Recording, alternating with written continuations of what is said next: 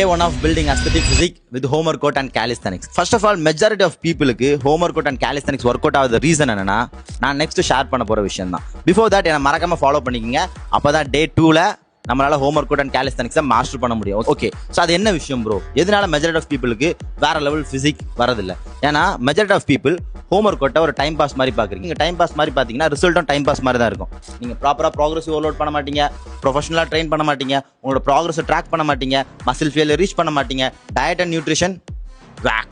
அப்போ எப்படி ரிசல்ட் இருக்கும்? கண்டிப்பாக ரிசல்ட் இருக்காது. இதே ஜிம் போனீங்கன்னா மட்டும் அடுத்த நாளே எல்லாம் ப்ரொஃபஷனலாக மாறிடுவீங்க, பர்சனல் ட்ரெயினர் ஹையர் பண்ணிடுவீங்க, ஃபுல் ஃபோக்கஸ்டாக ட்ரெயின் பண்ணுவீங்க, கண்டிப்பாக பெட்டரான ரிசல்ட் இருக்கும். அதே எஃபோர்ட், அதே ஸ்ட்ரக்சர், அதே பிளானை வந்து கேலிஸ்தானிக்ஸ் அண்ட் ஹோம் ஒர்க் அவுட்டில் நீங்கள் போட்டிருந்தீங்கன்னா மேபி ஜிம்மை ஓடி better physique short amount of டைமில் பில்ட் பண்ணியிருக்கலாம். பட் எப்படி கேலிஸ்தானிக்ஸ் அண்ட் ஹோம் ஒர்க் அவுட்டில் இது இம்ப்ளிமெண்ட் பண்ணணும்னு தெரியாது, ரைட்டா?